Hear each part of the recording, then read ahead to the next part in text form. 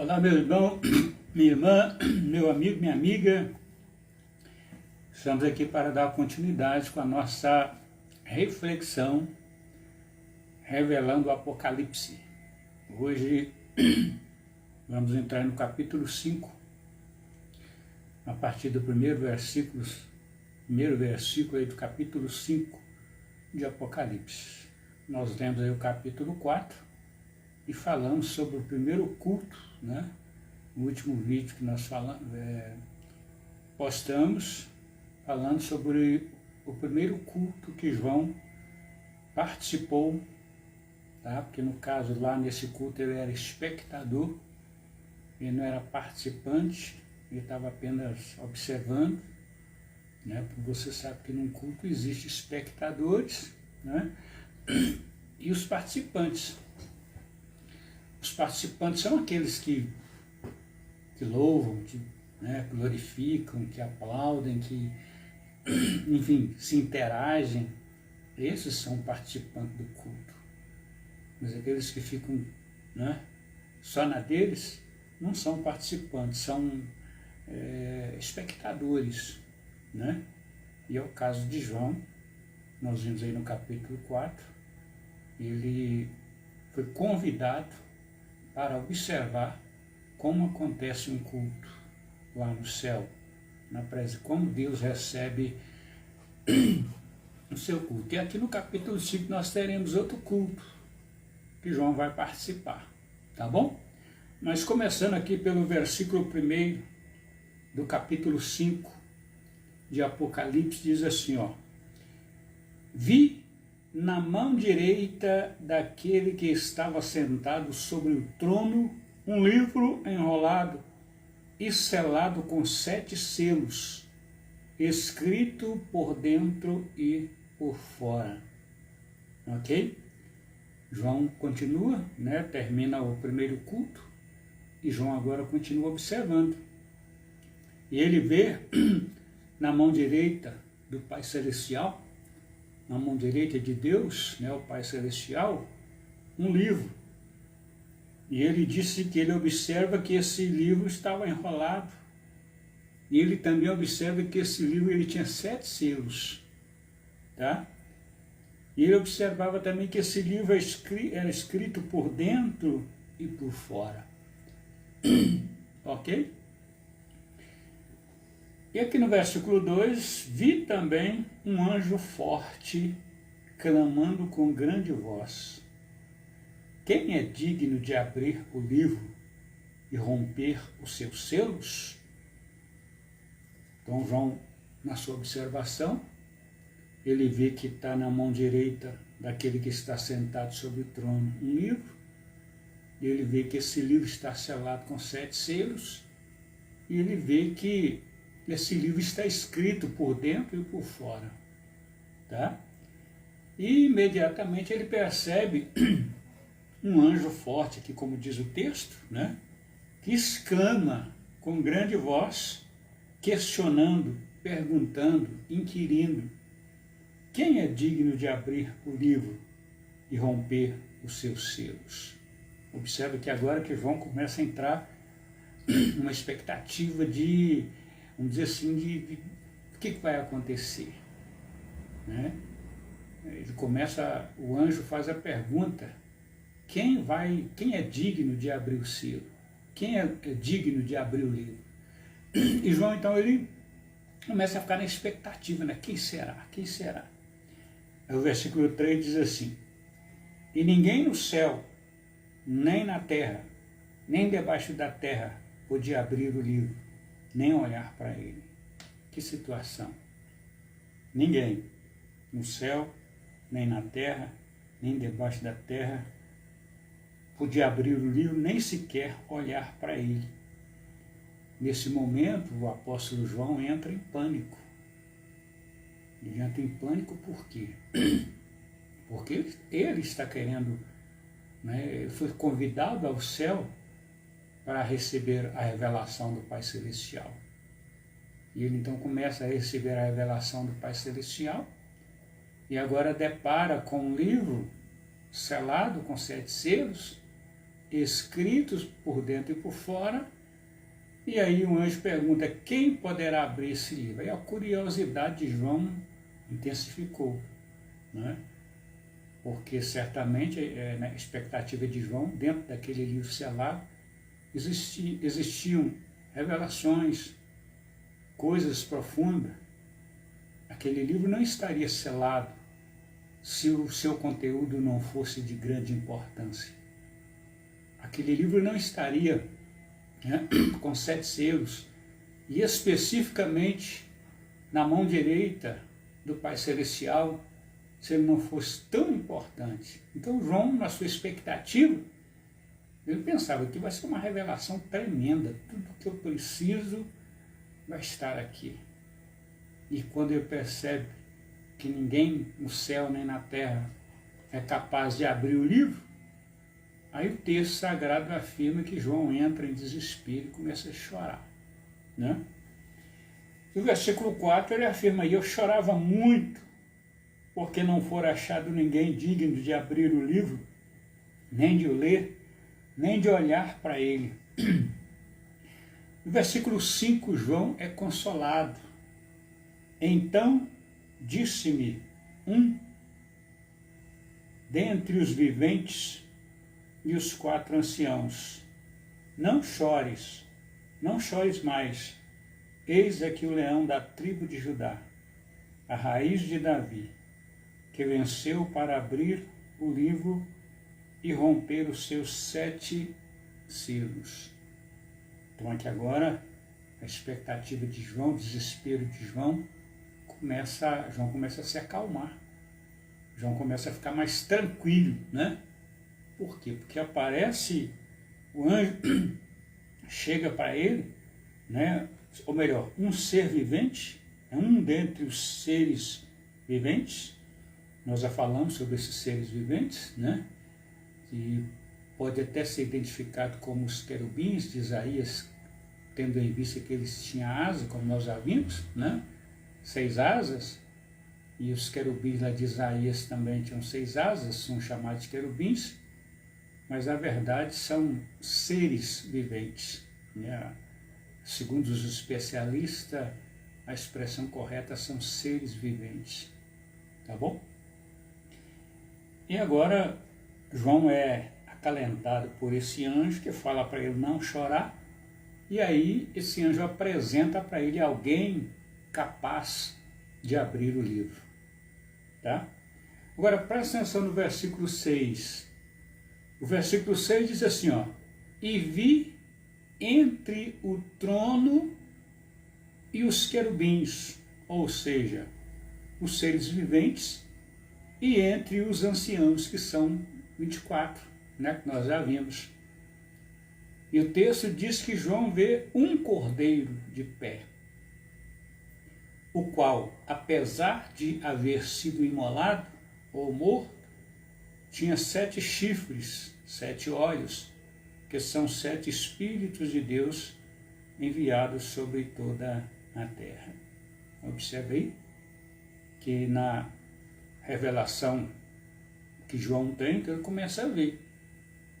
E observe aí que o trono está sempre sendo referenciado. Por quê?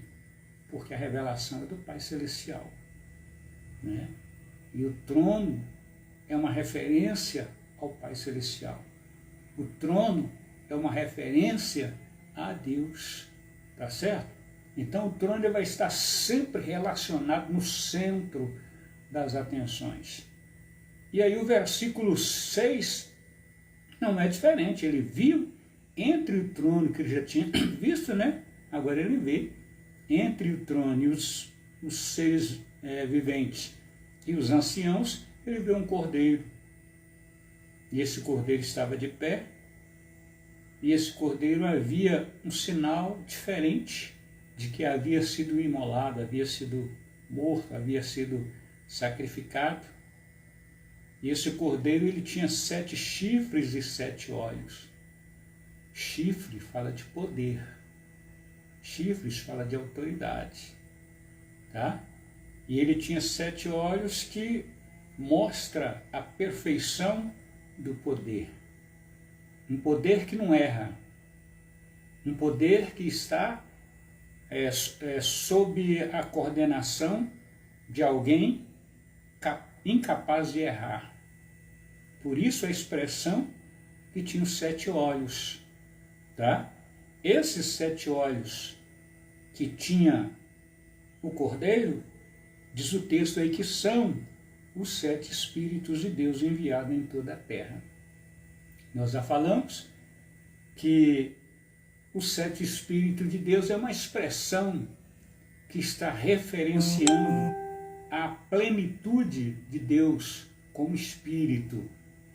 O próprio Jesus falou que Deus é Espírito, né? E a natureza de Deus é Espírito. Ele é Espírito. Ele não é espiritual. Deus ele não tem o Espírito, ele não é espiritual, não. Deus é Espírito. E pelo fato dele ser Espírito, ele não tem um corpo para sentar num trono, como nós já falamos, do jeito que nós conhecemos, como nós já falamos. Mas se refere exatamente à questão dele assentar, ou seja, se concentrar, se condensar em um local na eternidade, em um local fora do tempo e fora do espaço. Ok? E aí, boa noite, meu amigo pastor Marcelo Alves, CB Montes Partes, Deus te abençoe, você e sua família. Obrigado aí pela participação, pela presença. Agora, preste atenção no versículo 7. No versículo 6, João vê o cordeiro, né, com 7 chifres, nós já falamos. O cordeiro tinha 7 olhos, nós já falamos. E no versículo 7, o texto diz assim, João está vendo. Então o cordeiro dirigiu-se àquele que está sentado sobre o trono. Olha aí que o trono vai estar sempre fazendo referência ao Pai Celestial. E porque a revelação do Apocalipse é do Pai Celestial, então sempre vai haver referência ao trono, tá? Esse é específico, esse é único. E como nós já falamos, esse não é uma cadeira, não é um assento, né, de cadeira de um rei a sentar, não. Esse é o lugar fora do tempo e do espaço, na eternidade, onde Deus se concentra, onde ele se condensa, né? E o local onde Deus se concentra, onde ele se condensa, é cercado ou sustentado pelos 4 seres viventes. Tá? Logo por fora dos seres viventes, tem os 24 anciãos. Tá certo? Porque o local onde Deus se assenta, se condensa, é protegido. Primeiro pelos 4 seres viventes e depois pelos anciãos, porque os anciãos representam, né, a humanidade. Os anciãos representam a humanidade. Como o propósito de Deus é com a humanidade, então Deus tem os querubins, né, que são a base do seu trono, que sustenta, inclusive, até a própria Bíblia diz que Deus montou no querubim e voou, né? Exatamente por quê? Porque o querubim é uma expressão que mostra que o querubim ele está interligado com as ações de Deus. Né? O querubim ele está intrinsecamente ligado àquilo que Deus é, àquilo que Deus faz. Tá? E o texto diz aí que o cordeiro, que João havia visto aí no versículo 6, dirigiu-se àquele que estava sentado sobre o trono e tomou o livro que estava na sua mão direita. Então o texto sagrado está dizendo que o cordeiro era um único, porque, desculpe, pessoal, aqui no versículo anterior, versículo 5, o anjo, né, quando João começa a chorar no versículo 4, aqui no versículo 5, o anjo apresenta, né, alguém, o leão da tribo de Judá, que era capaz, que venceu, né, e era capaz de abrir o livro e romper o seu selo. No versículo 6, quando João olha, vê o cordeiro, nós já falamos sobre isso, tá?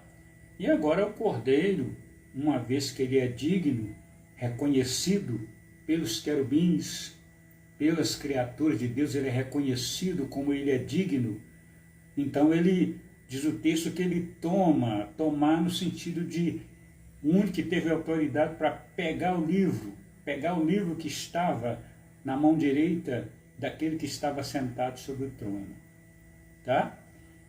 E aí o texto sagrado afirma no versículo 8, que logo que tomou o livro, os seres viventes, chamados querubins, e os 24 anciãos prostraram-se diante do cordeiro. E cada um deles tinha uma harpa e taças de ouro, cheio de incenso, que são as orações dos santos. Observa que esse cordeiro, ele representa Jesus Cristo, né? E como Jesus Cristo é o sumo sacerdote que intercede por nós a todo tempo, então João vê o livro, o cordeiro vai e toma o livro, e quando ele toma o livro, então há essa reação dos anciãos e dos querubins, né, que eles pegam, os anciãos, sua harpa e taça de ouro cheio de incenso, que são as orações dos santos. Ou seja, nesse momento, esses 24 anciãos que representam a humanidade, eles apresentam ao vencedor, ao vingador, né?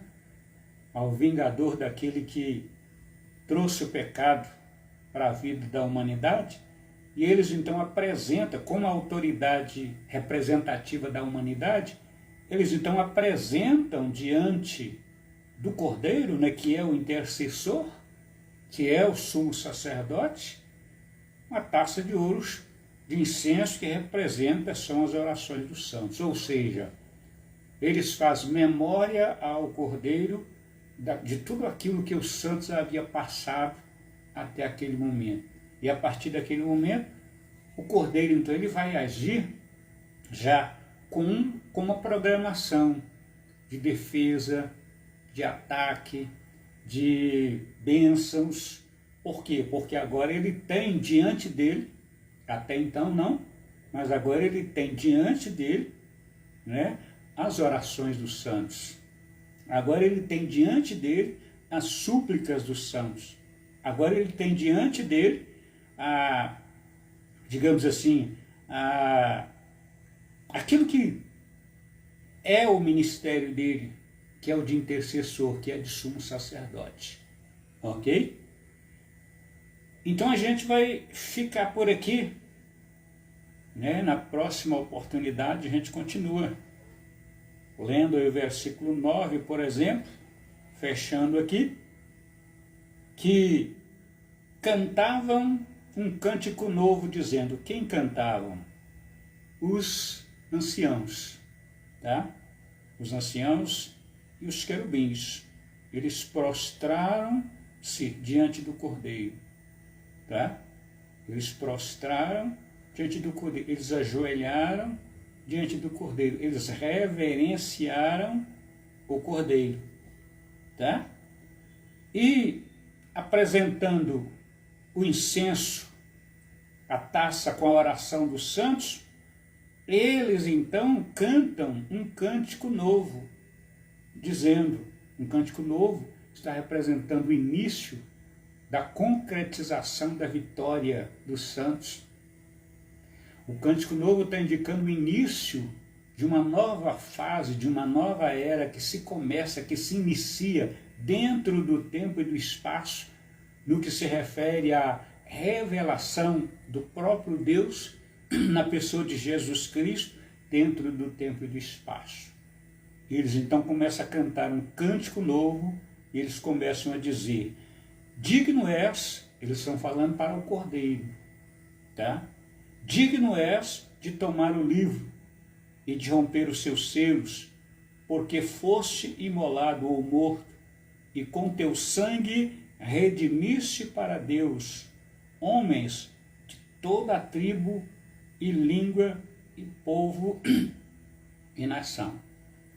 Então observa aí que o sacrifício que Jesus fez na cruz do Calvário por nós está em memória, né, diante daquele que está sentado no trono.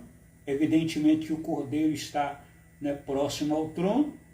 Eles estão fazendo uma referência, né, uma reverência, uma prostração ao Cordeiro, e evidentemente que o Pai Celestial, Deus, ele está participando disso aí, né? E aí nós vemos no versículo 10 que eles estão assim fazendo um período de louvor, vamos dizer assim. É como se fosse um culto e ele estivesse fazendo um período, iniciando, preparando-se para um período de louvor. Só que antes do período de louvor, eles têm um período de expressar a grandeza. A maioria de nós, às vezes, não conseguimos adorar a Deus no louvor, porque nós não conseguimos interagir com o louvor, nós não conseguimos interagir com aquilo que estamos fazendo. O caso que João está vendo aqui, os anjos, querubins, os serafins, os anciãos, eles interagem com o culto. Eles expressam com seus lábios, eles gesticulam com seu corpo. Se você perceber isso, você está vendo isso aí. Eles cantavam, eles diziam coisas bonitas, coisas belas, coisas que Jesus merecia, tá certo? E também falavam sobre a bondade de Deus, ações de graça pela bondade de Deus, ou melhor, do Cordeiro, né, de Deus de enviar o seu Filho para morrer por nós. Eles então agora estão expressando aqui o porquê que eles estão adorando, ou melhor, porquê que eles estão cantando, né, esse canto. O cântico deles era um cântico novo, porque até então não havia ninguém digno de abrir o selo. Nós lemos aqui, né? Até então não havia pessoas, nem no céu nem na terra, capazes de abrir o selo. É como está aí no versículo 3, né? Ninguém nem no céu nem na terra, nem debaixo da terra pode abrir o livro e olhar para ele. Mas agora tem. Então agora que tem alguém capaz de abrir o livro e desatar os seus selos, então agora é nova canção. Então agora é um cântico novo. Então agora é um novo começo. Então agora se inicia um novo processo, uma nova, vamos dizer assim, uma nova esfera no céu. Porque agora sim, alguém era digno, alguém foi digno de receber das mãos do Pai Celestial aquele livro selado com 7 selos, como nós já vimos aí. E dentro desse livro selado com 7 selos, existe a revelação do que vai acontecer, né, do que está para acontecer escatologicamente. E João começou a chorar exatamente por quê? Porque ele sabia que dentro desse livro selado, todas as revelações, os mistérios de Deus estavam ali. E quando não havia ninguém para abrir o livro, então as canções eram antigas, as canções eram velhas, as canções eram corriqueiras. Aqueles já sabiam. Só que naquele momento, uma vez que o Cordeiro foi digno de abrir o livro, ou melhor, de tomar o livro, que vai abrir depois, né? lá no versículo capítulo 6 que ele vai abrir, mas foi digno de tomar um livro. Então eles fazem uma canção nova, uma canção de ação de graça, uma canção de reconhecimento daquilo que o Cordeiro estava fazendo.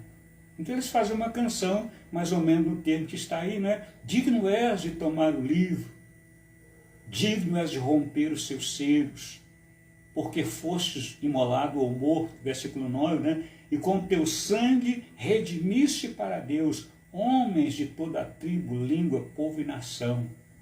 Aí o versículo 10 encerra dizendo, e para o nosso Deus os fizeste reino e sacerdócio, e eles reinarão sobre a terra. Preste bem atenção nisso. E eles reinarão sobre a terra.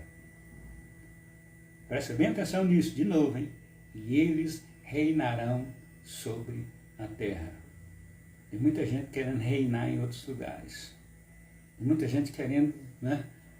Imaginando coisas de reino. Mas a revelação está dizendo que eles, né? Eles quem? O versículo 9 está dizendo, as pessoas que foram compradas com o sangue de Jesus. Esses que foram comprados com o sangue de Jesus é a igreja. Esses, né, da igreja que serão arrebatados, que subirão ao encontro do Senhor nos ares, conforme diz a Bíblia, são esses aí. E esses aí foram feitos reis e sacerdotes, e eles reinarão sobre a terra. Não é sobre o céu, é sobre a terra. Inclusive no final do Apocalipse, está escrito, né, que a Jerusalém vai descer para a terra. E aí o apóstolo Pedro fala que haverá uma purificação, né, no sentido geral, Deus vai purificar, vai sair dessa terra. O apóstolo ainda fala lá que todos os elementos que está corrompido pelo pecado, todos os elementos dessa natureza se desfarão. E os céus que agora existem não existirão mais, e a terra que agora existe não existirá mais, no sentido de que a terra está coberta pelo pecado, ela foi amaldiçoada no jardim do Éden, por causa do pecado do ser humano. Essa terra amaldiçoada, essa terra pecaminosa, essa terra que está maculada, ela será desfeita, mas voltará àquela terra original que Deus fez e colocou Adão. Oh, aleluia! Aquela terra original, maravilhosa, onde nós podemos relacionar com Deus, onde nós podemos ouvi-lo, onde nós podemos, usando a expressão da Bíblia, né, passear com Ele, caminhar com Ele, ok? Porque a Bíblia diz que assim como Ele é, nós o veremos. Nós já falamos sobre isso aí. Quando o Papai Celestial falou com João que ele virou para ver, querendo ver o Pai Celestial, mas ele não viu o Pai Celestial, porque o Pai Celestial é invisível. E João ainda não tinha sido arrebatado ainda. João ainda não tinha sido glorificado ainda. A glorificação é o último estágio da salvação. O primeiro estágio da salvação é justificação, regeneração, tá? Santificação e o último, glorificação. E a glorificação é o estágio final. A glorificação vai acontecer exatamente quando formos arrebatados. Paulo diz que no abrir e fechar de olho, aqueles que morreram em Cristo ressuscitarão primeiro, e depois os vivos serão transformados. E ele afirma que isso que é corruptível, esse nosso corpo doente, corruptível, sujeito à dor e etc., se revestirá da incorruptibilidade. Tudo isso acontecerá no abrir e fechar de olho. Aleluia. Por isso, meu irmão, minha irmã, meu amigo, minha amiga, você que vê esse vídeo, você posteriormente vê, não esqueça de preparar a sua vida, não esqueça de se santificar, não esqueça de consagrar a sua vida a Deus através de Jesus Cristo, porque Jesus é que nos comprou com o sangue dele. O Pai Celestial programou, projetou esse sacrifício. e ele constituiu Jesus como sumo sacerdote. E Jesus, constituído como sumo sacerdote, foi apresentado diante dele as nossas causas. E a partir daí, ele pega o livro da mão do Pai Celestial. E nós veremos, né, na continuação aí, a partir do capítulo 6, nós veremos que ele começa a colocar, lá no capítulo 6, começa a colocar, abrir os selos desse livro. E cada selo que abre é uma coisa que acontece. Tá bom? Irmã Simone, Avelinho, Deus te abençoe, obrigado aí pela participação, seja bem-vinda, tá? Nós vamos ficar por aqui por causa do tempo, para o vídeo não ficar muito cansativo, tá? Na próxima, talvez, amanhã não é possível, porque nós teremos culto, e aí não dá para fazer. Mas acredito que talvez sábado, né? Porque as nossas lives aqui estão sendo segunda, terça, quinta e sábado. Os outros dias todos têm culto, aí não é possível, né? Mesmo assim, esse sábado agora eu não vou conseguir fazer porque tem culto também. No sábado que tem culto não tem como fazer nesse horário, né? Aí provavelmente na segunda-feira a gente volta para dar continuidade, e aí vamos ler o versículo 11 e começar, aqui nós vemos versículo 9 e 10, a introdução do culto, tá? E no versículo 11 aí, João vai estar olhando e vai estar vendo o desenrolar do culto, segundo culto. No capítulo 4 ele é espectador, né, de um culto, do primeiro culto, e aqui agora no versículo 5 João está não participando, mas, né, ele está como espectador, está como observador. Ele não está participando. Quem está participando do culto são os querubins, né, os anciãos e etc. Eles estão participando do culto. João não, João está na expectativa, né? João está observando. Muitas pessoas vão à igreja, elas não conseguem prestar culto a Deus, porque elas ficam observando, elas não interagem com o culto. E aqui nós vemos a interação, né, dos querubins com os anciãos. Eles interagem com a boca, eles interagem com o corpo, eles interagem com ações, com atitude, com palavra. Muito gostoso. Imagino como será o culto que participaremos no encontro do Senhor, com o Senhor Jesus nos ares, tentando imaginar como vai ser esse culto, como vai ser maravilhoso. Deus te abençoe. A gente fica por aqui e segunda-feira, mais certo, segunda-feira, a gente volta dando continuidade aqui no versículo 11, com o segundo culto que João está observando no céu. Tá bom? Deus te abençoe. Fique na paz. Até o nosso próximo encontro, querendo Deus, e com certeza Ele quer.